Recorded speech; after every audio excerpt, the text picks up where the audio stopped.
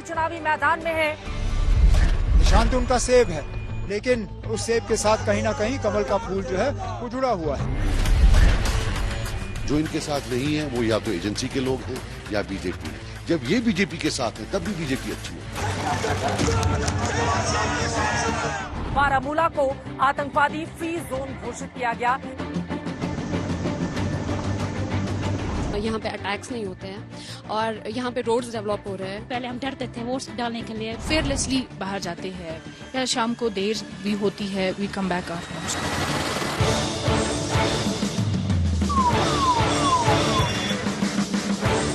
बहुत सारी facilities grounds हो, ऐसा लीडर हमारा इस बार। किसी ने मतलब यहाँ के लोगों के लिए काम नहीं किया, ना ग्राउंड में किसी के लिए काम किया।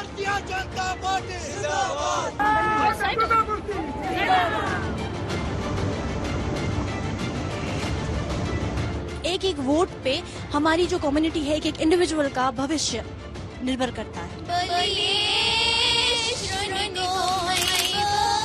वोट डालने जरूर आए।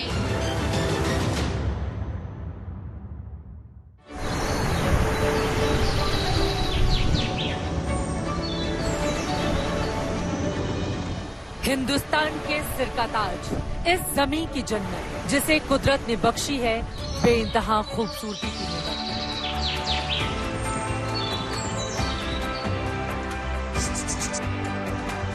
ये झेलम की धारा, ये पहाड़ियों का किनारा, ये बागों की हरियाली, ये बच्चों की खुशहाली, भारत के इसी स्वर्ग कहे जाने वाले कश्मीर के उत्तरी इलाके में आती है वो लोकसभा सीट जिसका नाम है बारामूला। नमस्कार, जॉय बाइक रिपोर्टर में आप सभी दर्शकों का कश्मीर के बारामूला से बहुत बहुत स्वागत है। आपके साथ मैं हूं चित्रा त्रिपाठी। राजनीति के मैदान में अब्दुल्ला परिवार की सियासी विरासत बिल्कुल नेहरू खानदान की तरह ही समानांतर चलती रही। जवाहरलाल नेहरू देश के प्रधानमंत्री बने तो यहाँ पर शेख अब्दुल्ला यहाँ के प्रधानमंत्री बने। हालांकि बाद में उसको मुख्यमंत्री के पद पर तब्दील कर दिया गया, यानी कि प्रधानमंत्री शब्द हटाकर मुख्यमंत्री कर दिया गया। नेहरू गांधी परिवार से 3 लोग देश के प्रधानमंत्री बने, तो बिल्कुल उसी तरह से अब्दुल्ला परिवार से भी 3 लोग जम्मू कश्मीर के मुख्यमंत्री बने। लेकिन केंद्र में नरेंद्र मोदी के अभ्युदय के बाद लगातार दोनों ही पक्ष अपनी अपनी राजनीति को बचाने की जंग लड़ रहे हैं। मौजूदा वक्त में क्या है इनकी सियासी कहानी? बारामूला से अब की बार जो उम्मीदवार मैदान में है उनका क्या होगा? उमर अब्दुल्ला पहली बार यहां से चुनावी मैदान में है। हालांकि 10 बार इसके पहले उनकी पार्टी ने बारामूला में सियासत की जंग जीत ली है। अलग अलग हिस्सों में जाकर इसी बात की करने वाले हैं पड़ताल। जानेंगे क्या कहता है बारामूला का मूड। और बारामूला का मूड जानने से पहले ये जान लेते हैं कि सत्ता की सियासत में अब तक खानदानी रवायत की राह चल रहे बारामूला में इस बार आवाम का फैसला आसान नहीं, क्योंकि इस सीट पर एक तरफ जम्मू कश्मीर नेशनल कॉन्फ्रेंस की ओर से खुद उमर अब्दुल्ला चुनावी मैदान में हैं, तो उन्हें टक्कर देने के लिए जम्मू कश्मीर पीपुल्स कॉन्फ्रेंस के सज्जाद गनीलोन मौजूद हैं। पीडीपी ने यहां से फैयाद अहमद मीर को उतारा है, तो तिहाड़ में बंद निर्दलीय शेख अब्दुल रशीद भी दमखम आजमा रहे हैं। भारतीय जनता पार्टी का ये दावा है कि 370 हटने के बाद विकास के पैमाने पर पूरी तरह से तेज रफ्तार से जम्मू कश्मीर का ये हिस्सा आगे बढ़ रहा है। युवाओं को रोजगार मिल रहा है, उनके अपने सपने हैं जिसको पूरा करने के लिए लगातार प्रधानमंत्री नरेंद्र मोदी प्रयासरत है। ऐसे में ये जानना जरूरी है कि यहाँ की युवा आबादी क्या सोच रखती है। इसलिए सीधे आपको लेकर चलते हैं उन फर्स्ट टाइम वोटर्स के पास जो पहली बार करने जा रहे हैं बारामूला के लिए मतदान।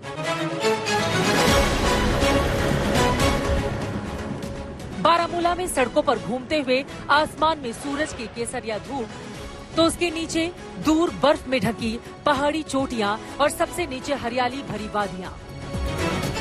कुदरत के तिरंगे की ऐसी हसीन फिजा कश्मीर में ही दिखती है। और जब आप बारामूला शहर की सड़कों पर चलें, तो आपको न तो पहले जैसा सहमा सा माहौल दिखता है और न ही सड़कों पर बेहिसाब सुरक्षा बलों और पुलिस के वाहनों की आवाजाही। शहर के इस बदलते माहौल को लेकर बारामूला के नौजवान क्या सोचते हैं, इसकी पड़ताल में हम उन नौजवानों के बीच पहुंचे जिनमें ज्यादातर पहली बार अपने मत का इस्तेमाल करने जा रहे हैं। सबसे बड़ा मुद्दा क्या है बारामूला का? इस बार हम चाहेंगे ऐसा लीडर हमारा हो कि ऐसा लीडर हम चुने कि जो ज्यादातर सपोर्ट्स में ध्यान दे। रोड्स बिल्डिंग्स ये तो बनती रहे। किसी ने मतलब यहाँ के लोगों के लिए काम नहीं किया, ना ग्राउंड में किसी के लिए काम किया, ना किसी गरीब के लिए काम किया। अब सेपरेटिस्ट विंग एग्जिस्ट नहीं करती है एंड उसकी वजह से अभी ये एक्सेस मिला है कि जो पीस लवर्स है कश्मीर के वो अभी ग्राउंड में काम कर रहे हैं and this is what we call it's a change and ये नए कश्मीर की बात हम करते हैं हमेशा। इस बार के चुनाव में 86,90,000 मतदाताओं में 3,40,000 फर्स्ट टाइम वोटर्स हैं और इनमें तकरीबन 1.5 लाख बेटियां हैं। इनकी हसरतें अब हौसलों की उड़ान में तब्दील हो चुकी हैं। इनके अंदर अपनी तकदीर और देश की तस्वीर बदलने का जज्बा है। नए कश्मीर में बदलाव की और तस्वीरों की तलाश में हम बारामूला के उस इलाके में बढ़ चले जहां जम्मू कश्मीर नेशनल कॉन्फ्रेंस के नेता उमर अब्दुल्ला बिल्कुल खुली जगह एक चुनावी सभा को संबोधित कर रहे थे। यहाँ न तो सैकड़ों सुरक्षा कर्मियों की पहरेदारी थी और न ही किसी के चेहरे पर किसी भी तरह की अनहोनी की आशंका। बारामूला से नामांकन भरने के बाद उमर अब्दुल्ला इस वक्त एक जनसभा को संबोधित कर रहे हैं। बीजेपी पर, आरएसएस पर जबरदस्त तरीके से वो हमला करते हुए और ये कहते हुए नजर आ रहे हैं मंच से, मैं अकेला ही चला था जानिबे मंजिल मगर लोग मिलते गए और कारवां बनता गया। दूसरी तरफ से उनके कारवे की तस्वीरें दिखा देते हैं। यहाँ पर वो भाषण दे रहे हैं और उतनी ही बड़ी तादाद में लोग यहाँ पर मौजूद हैं जो उनके हर भाषण पर तालियां बजाते हुए दिखाई दे रहे हैं। इसमें नेशनल कॉन्फ्रेंस के लोग हैं, आम पब्लिक है और साथ ही कांग्रेस पार्टी को भी उनको समर्थन हासिल हुआ है तो उनके लोग भी यहाँ पर हैं। इन्हीं सवालों के साथ रैली खत्म होते ही उसी रैली स्थल पर हमने उमर अब्दुल्ला से बातचीत की। कौन सा सबसे बड़ा मुद्दा है जिसके आधार पर आपको लग रहा है? हमारे लिए सबसे बड़ा मुद्दा 5 अगस्त 2019 है। हमारे साथ जो धोखा हुआ, हमारे हकूक जिस तरह छीने गए, हमें जिस तरह बेइज्जत किया गया, हमारी पहचान, वकार, सारा कुछ हमसे छीना गया, ये हमारे लिए सबसे बड़ा मुद्दा है क्योंकि हमें अपने नुमाइंदे दिल्ली भेजने हैं।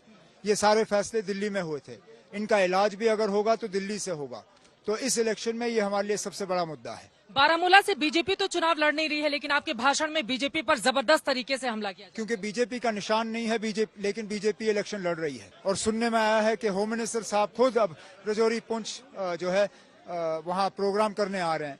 उनका उम्मीदवार नहीं है लेकिन कैंपेन कर रहे हैं। उससे आपको सीधा सीधा पता चलेगा कि बेशक मशीन पे उनका वो कमल का फूल नहीं होगा लेकिन पीछे पीछे से जो है लोगों की मदद कर रहे हैं। जो मेरे खिलाफ एक उम्मीदवार खड़े हैं वो तो सीधा कहते हैं कि वो बीजेपी के हैं।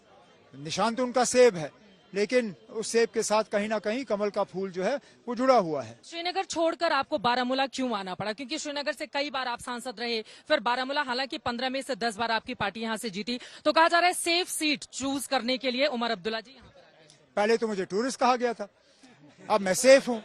चलिए शुक्र है, आखिरकार उन्होंने कबूल कर लिया कि मैं टूरिस्ट नहीं, यहाँ पे सेफ हूँ। ये मेरा घर है। मेरा जो इससे पहले असेंबली हल्का था वो इस पार्लिमानी हल्के में है, बीरवा। मेरी दादी जो है वो टंगमर्ग से है, मेरा घर टंगमर्ग में है। अगर मैं यहाँ से ना लड़ूं तो कहाँ से लड़ूं? आतंकवाद पर नकेल कसने में बीजेपी ने कामयाबी हासिल की है और इसी मुद्दे पर आप लोगों पर निशाना साधते हैं कि आप लोग आ गए फिर घाटी के वही हालात। अब इन्होंने आतंकवाद को कंट्रोल करने में अगर कामयाबी हासिल की होती तो इन्होंने एक साथ असेंबली और पार्लियामेंट के इलेक्शन क्यों नहीं कराए? उस वक्त तो कहते हैं कि हालात ठीक नहीं है। महबूबा मुफ्ती से अलग होकर इंडिया गठबंधन जोश से आप लोगों ने बनाया था, फिर उनको छोड़ क्यों दिया? मतलब अलग अलग लड़ेंगे तो फिर आप बीजेपी से लड़ने की बात। ये सवाल आपको उनसे करना पड़ेगा। तो जीत रहे हैं आप और केंद्र में भी बदलाव आएगा। सियासत की मजबूरी में उमर अब्दुल्ला भले ही कश्मीर की जन्नत पर दहशत के दागों को गिनाते नहीं थकते, लेकिन हिंदुस्तान के इस जन्नत के वो दिन भी भुलाए नहीं जा सकते जब आजादी के फौरन बाद कश्मीर के प्रवेश द्वार कहे जाने वाले इसी बारामूला ने पाकिस्तानी दहशतगर्दों का कहर झेला था।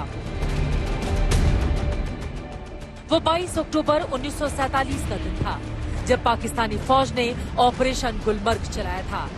रावलपिंडी, मर्री, मुजफ्फराबाद के रास्ते सादी वर्दी में पाकिस्तानी फौज बारामूला तक घुस आई थी। 25 अक्टूबर 1947 को बारामूला की आवाम पर पाकिस्तानी फौज का कहर टूटा।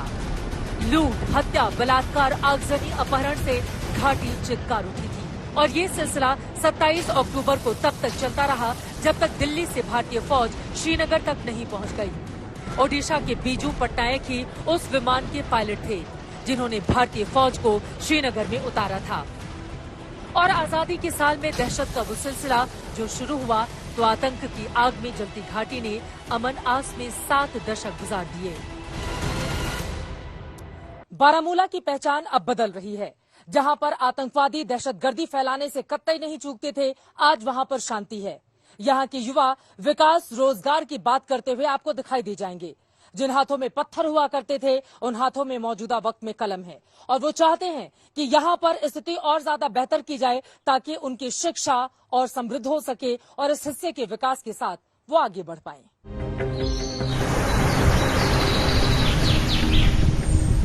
जाहिर है कश्मीर का अब वक्त बदल चुका है। झेलम में पानी बहुत बह चुका है। अब हिंदुस्तान की सरहदें महफूज और सरजमी खुशहाल है। 370 हटा और उसके बाद बारामूला में आतंकवादियों को खत्म किए जाने में बड़ी कामयाबी यहां पर हमारी सेना पुलिस प्रशासन को मिली है। शायद यही वजह है कि बारामूला को लेकर जिस तरह के सवाल पहले पूछे जाते थे उन तमाम सवालों पर मौजूदा वक्त में लग चुका है विराम। ये कश्मीर की उन बेटियों का कबूलनामा है जिससे जाहिर होता है कि उत्तरी कश्मीर के बारामूला में कभी पत्थरबाजियों से लेकर आतंकवादी हमलों तक की चपेट में यह हिस्सा रहा करता था। अब 370 की बेड़ियों से मुक्ति के बाद आबोहवा में अमन दिखाई पड़ता है और ये सब तभी मुमकिन नजर आता है जब जम्मू कश्मीर में सियासत ने अपनी रवायत बदली। टेररिज्म पर यहाँ पे रोक लगाने में सरकार को कामयाबी मिली है। पहले में अब में फर्क है क्या? हाँ, फर्क है बहुत ज्यादा। आतंकवाद पर लगाम लगी है? जी हाँ। यहाँ पर क्या सोचती हैं कश्मीर की बेटियां, महिलाएं? बहुत सुरक्षित फील करती हैं। बारामूला के इलाके में 2019 से पहले की राजनीतिक रवायत अब शीशे की तरह साफ झलकने लगती है। जब आप देखते हैं कि 1967 से 71 तक जिस सीट पर कांग्रेस को मौका मिला था वो दूसरे ही टर्म में छिन गया। फिर 1977 से 1989 तक फारूक अब्दुल्ला की पार्टी जीतती रही। 96 में फिर कांग्रेस को मौका मिला लेकिन 98 से 2009 तक फिर यहाँ नेशनल कॉन्फ्रेंस से जीती। इसके बाद 2014 में एक बार पीडीपी जीती। फिर 2019 में नेशनल कॉन्फ्रेंस ने ये सीट झटक ली। लेकिन जम्मू कश्मीर की राजनीति में खानदानी सियासत के खेल की उल्टी गिनती तभी शुरू होती दिखाई दे चुकी थी जब केंद्र में 2014 में भारतीय जनता पार्टी की सरकार आई। जम्मू कश्मीर में खानदानी सियासत की जगह जमहूरियत के रंग चटकने लगे हैं और उसकी एक बानगी बारामूला में ही ऐसे मिलती है कि हुर्रियत की बुनियाद से निकलकर अब आगे बढ़ चली है। जम्मू कश्मीर पीपल कॉन्फ्रेंस ने 2009 में 14.82% वोट पाए थे। उसे 2014 में 15.27% वोट मिले और 2019 में उसका वोट प्रतिशत 22.65% तक पहुंच गया। आज उस जेकेपीसी के अध्यक्ष सज्जाद गनी लोन बारामूला से उमर अब्दुल्ला को सीधे टक्कर दे रहे हैं और जीत का दावा भी करते हैं। कौन से ऐसे मुद्दे हैं जिसके आधार पर आपको लगता है कि आप उमर अब्दुल्ला को वहां से मात दे देंगे? हम बेसिकली हमारी पार्टी का डेवलपमेंट एंड डिग्निटी है। Development means your normal development. People's conference believes कि जो कोर ऑफ जो heart of J&K economy resides in horticulture and in tourism, and that we need massive packages हमें चाहिए होंगे generation के लिए, एम्प्लॉयमेंट जनरेशन के लिए। बीजेपी यहाँ की तीनों में से किसी सीट पर चुनाव नहीं लड़ रही है, लेकिन उमर अब्दुल्ला जी का कहना है कि आप उनकी बी टीम हैं, तो इस पर किस तरह से उमर अब्दुल्ला जी को देखिए, फॉरेन मिनिस्टर तो वो थे बीजेपी के, मैं था नहीं। इनका ये है कि जो इनके साथ है वो अच्छे हैं, जो इनके साथ नहीं है वो या तो एजेंसी के लोग हैं या बीजेपी है। जब ये बीजेपी के साथ है तब भी बीजेपी अच्छी होती है। वो वाजपेयी साहब वाली बीजेपी होती है और वो अच्छी होती है। वो कहते हैं कि या पब्लिक के बीच जाकर कि 370 को वो बहाल करेंगे, उनकी सरकार आएगी तो ये मुद्दा बनेगा लोगों की। मुझे बताइए, उनके 3 MP थे, 3 MP के लेकर वो 370 को बचा नहीं पाए। बचा क्या नहीं पाए, वहां वो बात भी नहीं कर पाए। अब इन 3 MPs को लेकर वो कैसे लाएंगे, ये मुझे समझाइए। Will he amend the constitution with these 3 MPs? बार बार व्हाइट कॉलर की भी बात होती है या फिर बाहरी बताकर वहां पर आपकी ओर से भी उमर अब्दुल्ला जी पर हमला किया जा रहा है। व्हाइट कॉलर किलर तो है ये। One of the most heavily guarded people in India after prime minister is the father and the son. 100 150 200 बंदे लगे इनको प्रोटेक्शन के लिए। और बयान कैसे देते हैं? बयान इस तरह के देते हैं कि जो हमारा वर्कर पहाड़ों में है उसको इतना इनसिक्योर करते हैं, उसको ऐसा एक एंटी मुस्लिम बना देते हैं कि ये तो मुझे लगता है अगर कोई उग्रवादी वहां है वी शुड थैंक हिम कि वो मारता नहीं उसको। तो अंकल आंटी एजेंसीज का मिलकर जो इकोसिस्टम है उनका है कि बेटा उमर या जो दूसरी बेटी महबूबा जी हैं वही चलेंगी, बाकी किसी को आने मत दो। Let it be between the two of them. अब जो ये बीजेपी आई है इनका कुछ अलग है कि नहीं ओपन कर दो, इवन प्ले फील्ड कर दो, उसमें हमें हेल्प हो रहा है। इसलिए हम खूब जानते हैं कि इनका जो ये रोना धोना जो ये क्राई बेबी है कि वो ए टीम बेसिक है कि साहब पुराना इकोसिस्टम जो है उसको रेस्टोर करो, हम दो लड़ेंगे या से क्लोज। कश्मीर के बारामूला में सज्जाद लोन और उमर अब्दुल्ला के बीच चुनावी टक्कर में एक तीसरा किरदार है और ये है शेख अब्दुल रशीद, जिसे इंजीनियर रशीद भी कहते हैं। टेरर फंडिंग और मनी लॉन्ड्रिंग के केस में यूएपीए की धाराओं के आरोप में तिहाड़ में बंद रशीद ने 2019 में पीडीपी और कांग्रेस से भी ज्यादा वोट पाए थे। 1,02,168 वोट यानी कि 22% वोट पाकर इंजीनियर रशीद ने पीडीपी से 2 गुना और कांग्रेस से 3 गुना वोट झटक लिया था। लेकिन तब रशीद के साथ ब्यूरोक्रेट से नेता बने शाह फैजल उनके साथ थे, जो अब वापस नौकरी में लौट चुके हैं। अब तक अब्दुल्ला परिवार की परंपरागत मानी जाने वाली सीट श्रीनगर को छोड़कर उत्तरी कश्मीर के इस बारामूला को चुनना क्या उमर अब्दुल्ला की नई सियासत है? ये सवाल इसलिए पूछे जा रहे हैं, हालांकि यहाँ पर कई बार उनका कब्जा रहा है, लेकिन उमर अब्दुल्ला बारामूला में पहली बार चुनावी मैदान में उतरे हैं। मुख्य मुकाबले में उत्तरी कश्मीर में वैसे तो पीडीपी है, लेकिन अनुच्छेद 370 हटने के बाद बनी अपनी पार्टी और इसके अलावा पीपुल्स कॉन्फ्रेंस के नेता भी उमर अब्दुल्ला की मुश्किलें बढ़ाने के लिए यहाँ पर तैयार बैठे हैं। सबके अपने अपने दावे और अपने अपने वायदे हैं, किसके दावे में दम दिखेगा ये बड़ा सवाल बना हुआ है। लेकिन कुल मिलाकर जब आप बारामूला आएंगे तो सुरक्षा के पैमाने पर आप इस हिस्से को पूरी तरह से खरा पाएंगे। हालांकि समय समय पर कई बार आतंकवादी घटनाओं की खबरें सुर्खियां बटोरती रहती हैं, लेकिन फिर भी 370 हटने के बाद आतंकवाद पर काफी हद तक लगाम लगाने में मोदी सरकार कामयाब दिखती है और ये बात खुद बारामूला के लोग स्वीकार करते हैं। अभी के लिए हमें दीजिए इजाजत। कैमरामैन पवन कुमार और संजय कुमार के साथ चित्रा त्रिपाठी, बारामूला, कश्मीर।